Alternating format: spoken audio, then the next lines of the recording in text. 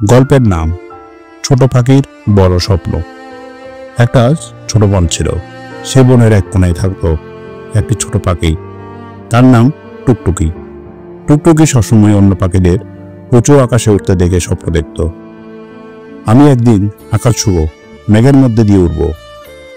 কিন্তু টুকটুকির ডানাগুলো ছিল খুব ছোট। সে যতবার উঠতে যেত একটু উড়েই নিচে পড়ে যেত। অন্য পাখিরা হাসত আর বলতো, তুই তো উঠতে পারবি না, আকাশে যাবি কি করে? টুকটুকির মন খারাপ হতো, কিন্তু তার মা তাকে বলতো, যদি তুমি বিশ্বাস করো আর মন থেকে চেষ্টাও করো, তাহলে একদিন তুমি নিশ্চয়ই আকাশ উঠতে পারবে। এরপর থেকে টুকটুকি রোজ সকালে উঠে অনুশীলন করত। সে ছোট ছোট ডানার ঝাপটা দিত, একটু একটু করে উড়ার চেষ্টা চালাতো। মাঝে মাঝে আবার পড়ে যেত, ব্যথাও পেত, কিন্তু সে থামতো না।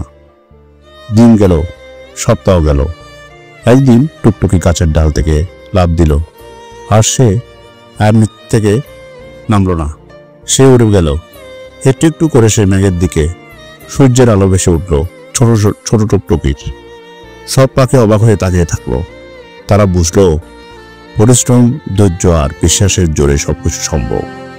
টুকটুকি এবার শুধু উড়েই না, সে অন্য ছোট পাখিদের শেখাতো, হাল ছেড়ো না, আকাশ একদিন তোমায় হবেই।